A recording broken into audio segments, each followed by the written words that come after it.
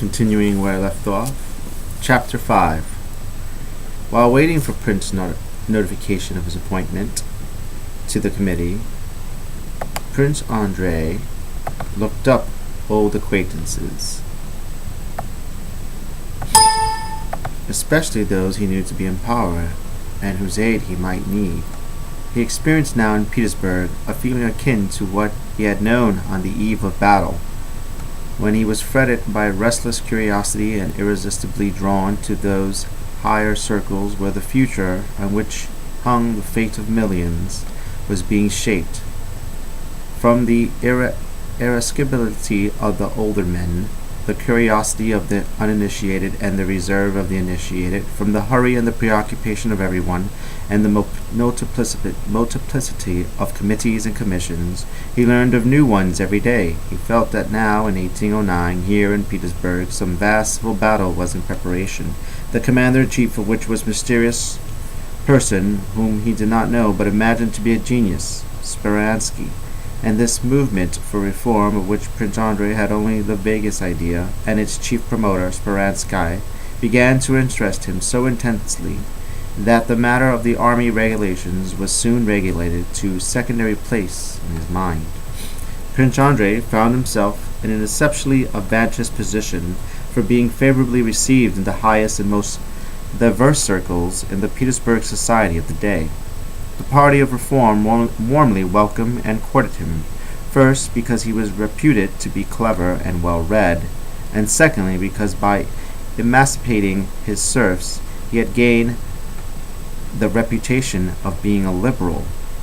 The party of the old and dissatisfied turned to him, expecting his sympathy in their censure of the reform simply because he was the son of his father.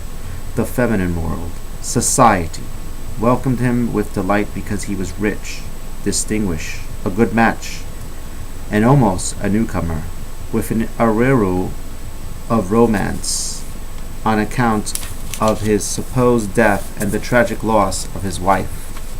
Moreover, the general opinion of all who had known him previously was that he had greatly changed for the better during these last 5 years, that he had softened and matured and lost his former affection, pride, and disdainful irony, and acquired the serenity that comes with years.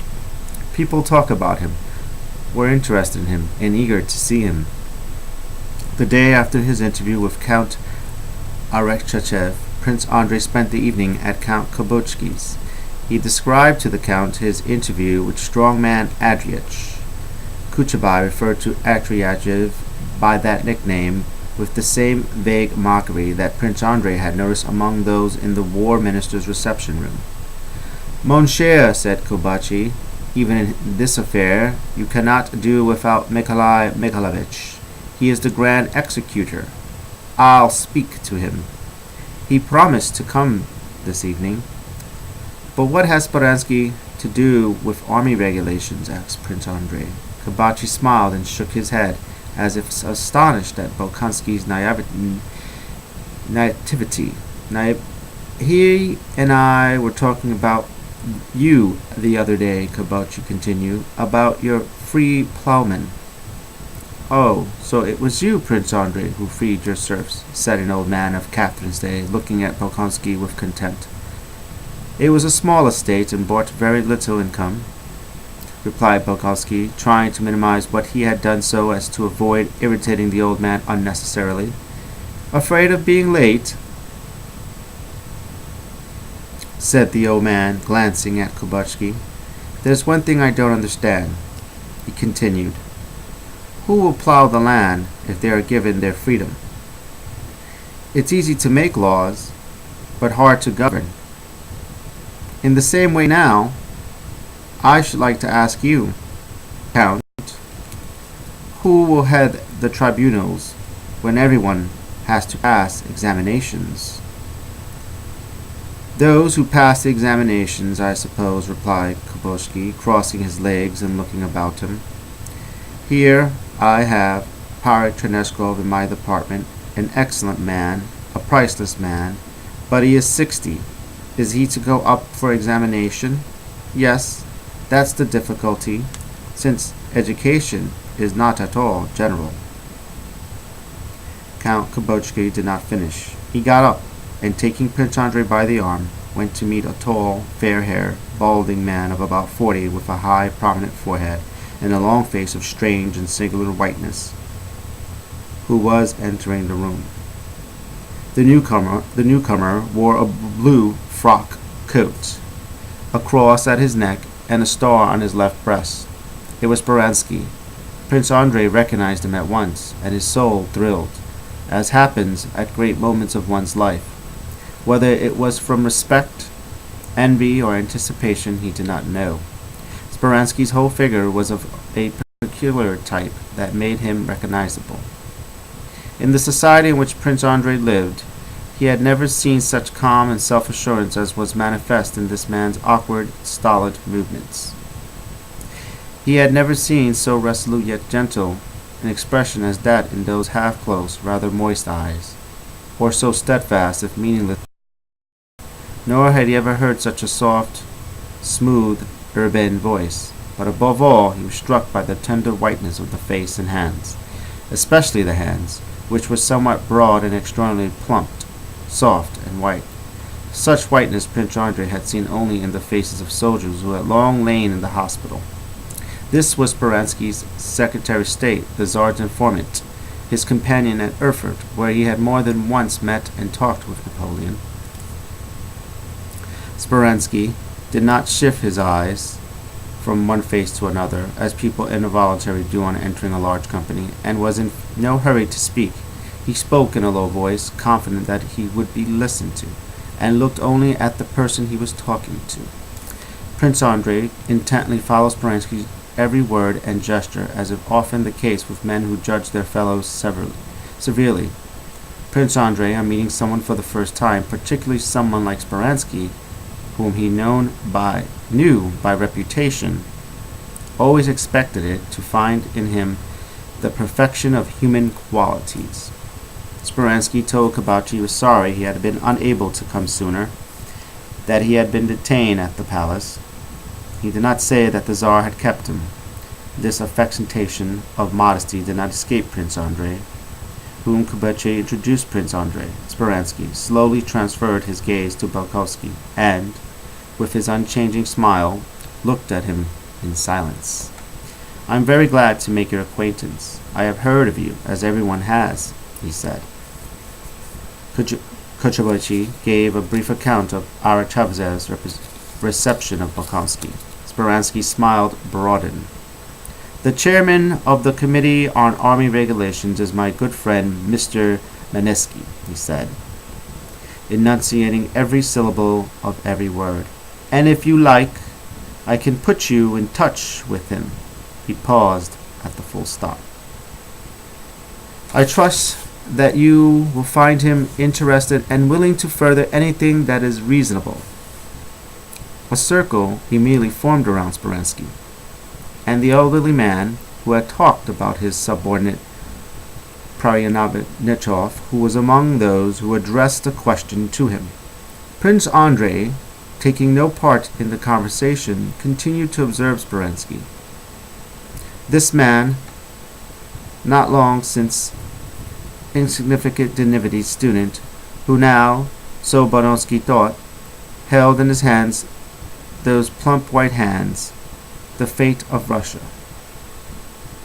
Prince Andrei was struck by the extraordinary disdainful composure which Speransky replied to the old man.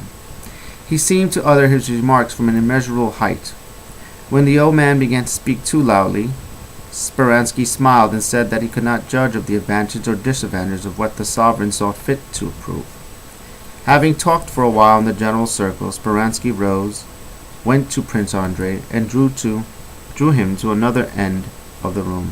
It was plain that he considered it necessary to interest himself in Bolkowski. "I have not had a chance to talk with you, Prince, during the spirited conversation in which that venerable gentleman involved me," he said with a mildly contemptuous smile, as if implying that he and Prince Andrei were at once in recognizing the insignificance of the people to whom he had just been talking. This attitude flattered Prince Andrei. "I have known of you for a long time.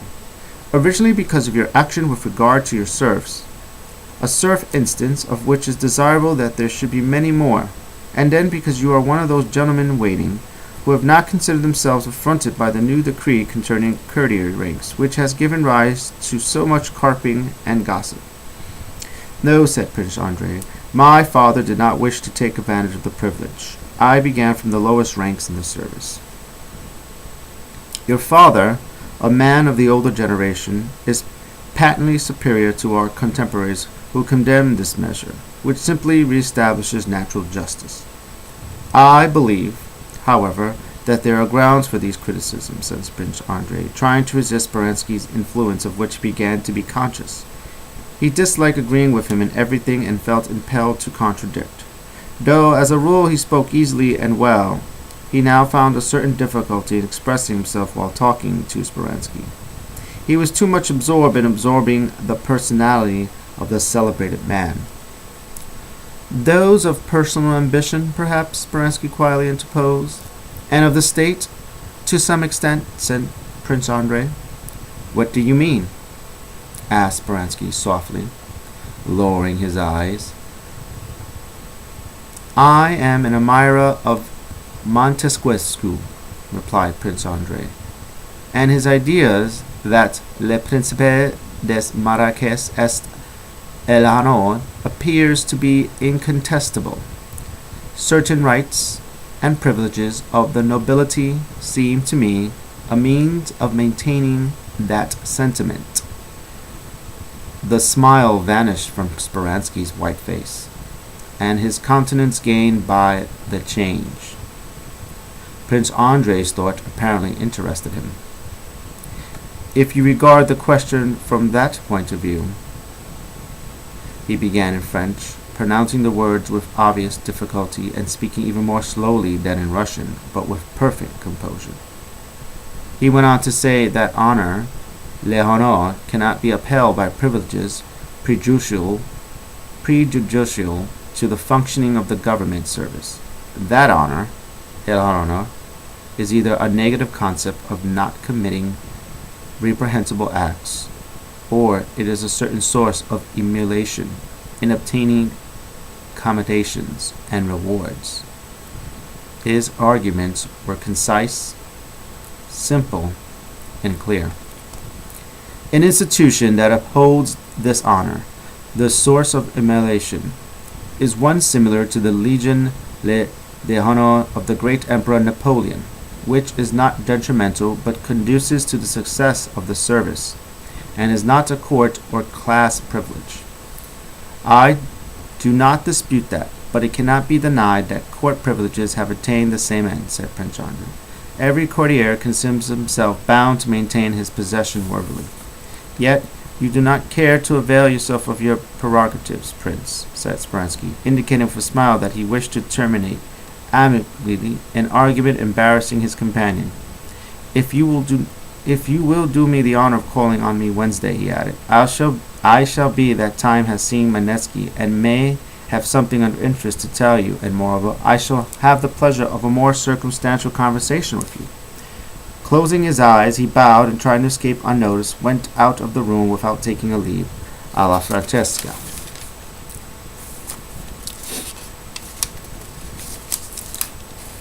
Chapter 6.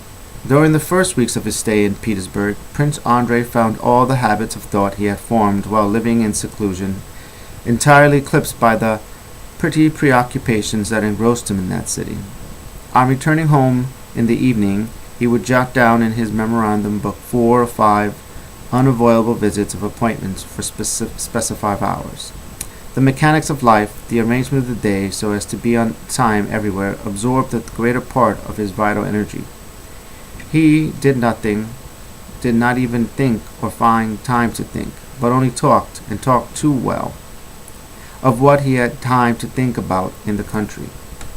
He sometimes noticed with dissatisfaction that he repeated the same remark on the same day in different circles. But he was so busy for whole days together that he had no time to think about the fact that he was doing nothing. As on their first meeting at Kobuche's, Speransky made a strong impression on Bolkowsky on the Wednesday, on the Wednesday that he received him tete-a-tete at his own house and talked long and confidentially to him. Prince Andrei regarded such an enormous number of people as contemptible and insignificant, and he so longed to find in someone the living ideal of the perfection toward which he himself was striving, that it was easy for him to believe that in Speransky he had found this ideal of an entirely rational and virtuous man. Had Speransky belonged to the same world as Prince Andrei, had he possessed the same breeding and moral traditions, Bolkonsky would soon have detected the weak, human, unheroic side of his character.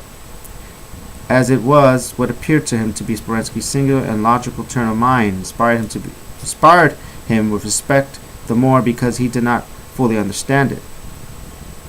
Besides this, Speransky, either because he appreciated Prince Andrei's ability or because he considered it necessary to win him as an adherent, paraded his dispassionate, disinterested sagacity before him, and flattered him with that subtle form of flattery that goes hand in hand with self-conceit, and consists in a tacit assumption that one's companion is the only man besides oneself capable of understanding all the folly of the rest of the world, and the wisdom and the profundity of one's own idea. In the course of their long conversation on Wednesday evening, Speransky more than once remarked, "We regard everything that rides above the common level of inverate custom or with a smile, but our idea is that the wolves should be fed and the sheep kept safe. Or they cannot understand us," and always with an expression that seemed to say, "We, you, and I, understand what they are and who we are." This first long conversation with Speransky only confirmed Prince Andrei's original impression. He saw in him a judicious, sober-minded man of vast intellect, who by his energy and persistence had attained power and was using it solely for the welfare of Russia.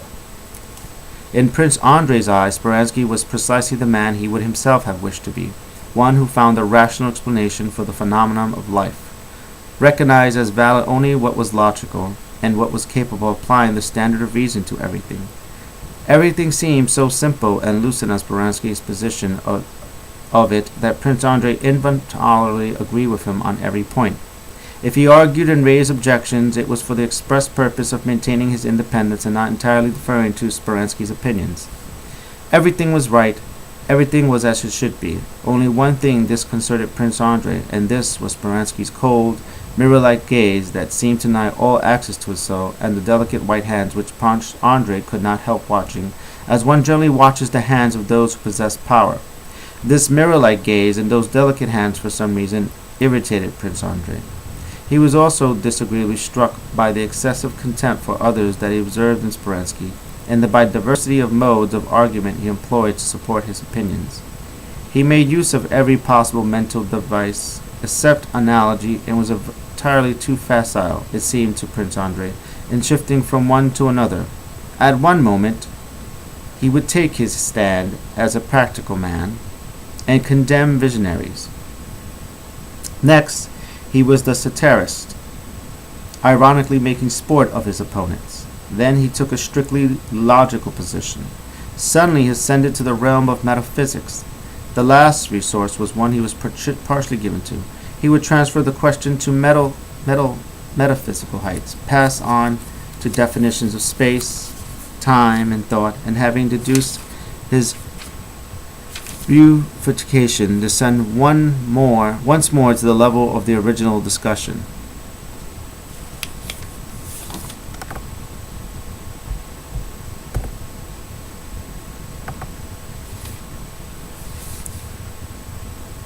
What impressed Prince Andrei as the principal characteristic of Speransky's mentality was his absolute and unshakable belief in the power and authority of reason.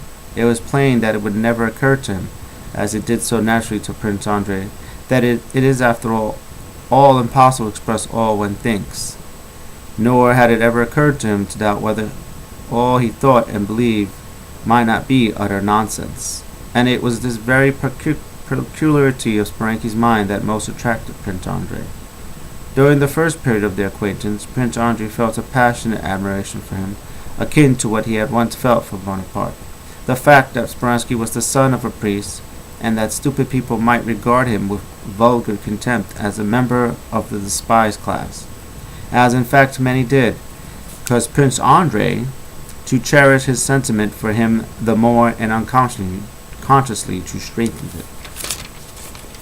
On that first evening, Bolkonsky spent with him, having mentioned the commission for the revision of the legal code. Speransky sardonically described to Prince Andrei how the committee had existed for 150 years, had cost millions, and had done nothing except that Rosenkev had stuck labels on all the corresponding articles of the code. And that is all the state has got for the millions it has spent, he said. We want to give the Senate new judicial powers, but we have no laws. That's why it is a sin for men like you, Prince, not to serve at this time. Prince Andrei said that such work required education in jurisprudence, which he did not have. But no one has, so what are you going to do? It's a circulus vicious from which we must force our way out. Within a week, Prince Andrei was a member of the Committee on Army Regulations, and, a thing he had never expected, was chairman of a section of the Commission for the Revision of the Legal Code. At Speransky's request, he took the first part of the civil code that was being drawn up, and with the aid of the Napoleonic and Justinian codes, worked at formulating the section on personal rights.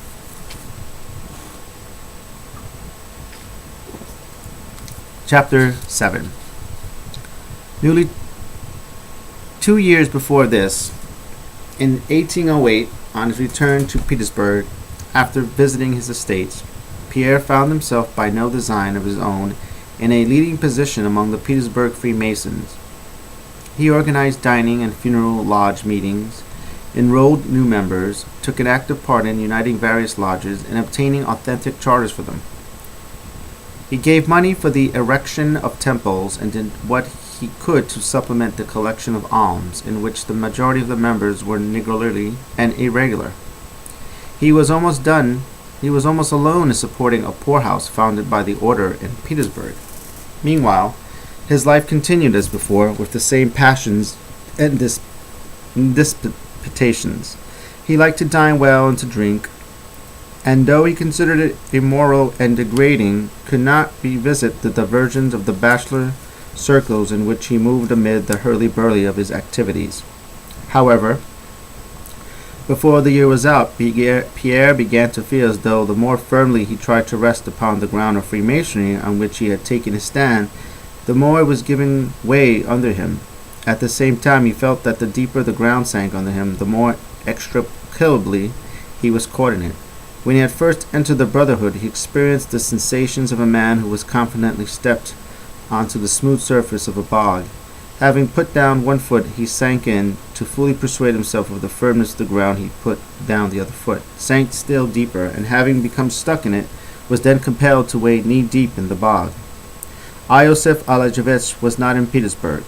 He had lately withdrawn from the affairs of the Petersburg lodges, and now never left Moscow. All the members of the lodges were men Pierre knew in everyday life, and it was difficult for him to regard them merely as brothers in Freemasonry, and not as Prince B. or Ivan Vasilich D., whom he knew in society mostly as weak, insignificant men. Under their Masonic aprons and insignia, he saw the uniforms and decorations they strove to obtain in their worldly lives.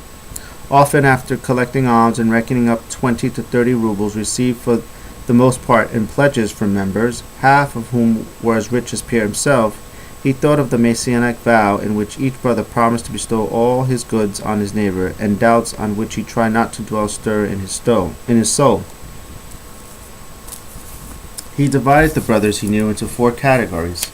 In the first, he put those who took no active part in the affairs of the lodge, or in the human affairs generally, but were exclusively occupied with the mystical science of the order, questions of the threefold destination of God, or the 3 primordial elements, sulfur, mercury, salt, or the meaning of the square and all the various figures of Solomon's temple. Pierre respected this class of brother Masons, to which the older brothers for the most part belonged, including Iosif Alajevich himself.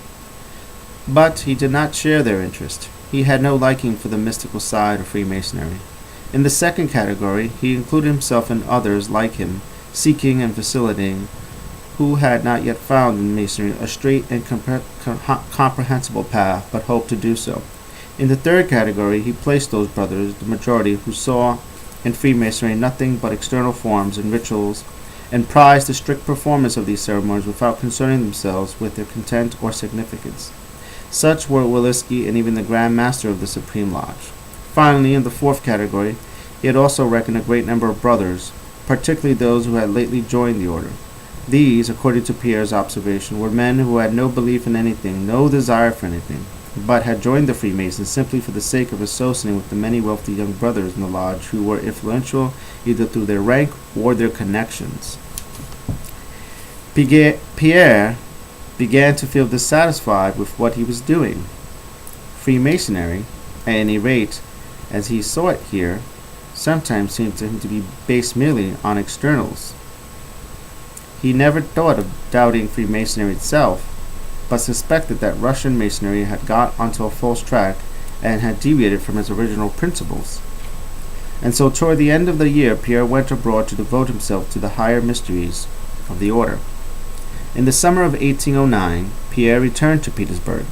From the correspondence between our Freemasons and those abroad it was known that Besakov had succeeded in gaining the confidence of many highly placed persons, had been initiated into many mysteries, had been elevated to a high degree, and was bringing back with him much that might be of benefit to the Masonic cause in Russia.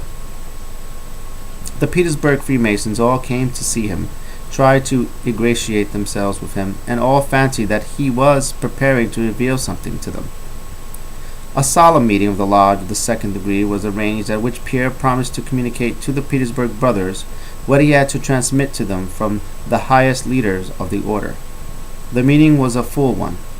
After the usual ceremonies, Pierre stood up and addressed them. "Dear brothers," he began, blushing and stammering, with the written speech in his hand, "it is not enough to observe our mysteries in the seclusion of the lodge. We must act. Act. We have been lulled to sleep. We must act." Pierre commenced reading from the notebook he held in his hand. "For the propagation of the pure truth and to secure the triumph of virtue," he read, "we must purge men of prejudice, disseminate principles in harmony with the spirit of the times, undertake the education of the young, ally ourselves in indissoluble bonds with the most enlightened men, boldly yet prudently overcome superstition, unbelief, and folly, and form of those devoted to us a body linked together by singleness of purpose and possessed of authority and power. To attain this end, we must secure a preponderance of virtue over vice, and must exert ourselves that the honest man may obtain his external reward even in this world. But in these great endeavors we are gravely hampered by the existing political institutions. What is to be done in such circumstances? Are we to sanction revolutions, overthrow everything, oppose force with force? No, we are very far from that. Every violent reform merits censure, for it is no way remedies evil as long as men remain what they are, and also because wisdom has no need of violence. The whole plan of our order should be founded on educating men of character and virtue bound together by unity of conviction. The conviction that it is their duty to suppress vice and folly everywhere and by every means, and to foster talent and virtue, raising worthy men from the dust and attaching them to our brotherhood. Only then will our order have the power imperceptibly to bind the hands of the promoters of disorder and to control them without their being aware of it. In a word, what is needed is to institute a form of government with universal sovereignty, which should be spread over the entire world without subverting civil ties, and under which all the governments could continue in their customary course, doing everything except what impedes the great aim of our order, that is, the triumph of virtue over vice. This was the aim of Christianity itself. It taught men to be wise and good, and for their own benefits to follow the precepts and the example of the best and wisest of men. In times when all was engulfed in darkness, exhortation was of course sufficient. The novelty of truth endowed it with a peculiar force, but at the present time far more powerful methods are required. Today, a man governed by his senses needs to find palpable charms and virtues. The passions cannot be extirpated. We can only endeavor to direct them to noble ends. It is therefore essential that everyone should be able to satisfy his passions within the bounds of virtue, and our orders should provide the means to this end. As soon as we have a certain number of worthy men in every state, each in turn training to others and all being closely united, everything will be possible for our order, which in secret has already accomplished so much for mankind. This speech not only made a strong impression, but created a furor in the lodge. The majority of brothers, seeing it in a dangerous scheme of the Illuminati, received it with a coldness that surprised Pierre. The Grand Master began to raise objections, and Pierre, with increasing fervor, went on to develop his own views. It was a long time since there had been such a stormy meeting. The lodge split up into parties, some accusing Pierre of Illuminism, others supporting him. At this meeting, Pierre for the first time was struck by the endless variety of men's minds, which prevents a truth from ever appearing the same to any two persons. Even those members who seemed to be on his side understood him in their own way, with stipulations and modifications he could not agree to, since what he chiefly desired was to convey his thought to others exactly as he himself understood it. At the end of the meeting, the Grand Master reproved Pierre for his vehemence, remarking with irony and ill will that it was not love of virtue alone, but also love of strife that had guided him in the dispute. Pierre made no reply, but asked briefly whether his proposal would be accepted. He was told that it would not, and without waiting for the usual formalities, he left the lodge and went home. And I'm going to leave it off there. Please give it a thumbs up or a thumbs down.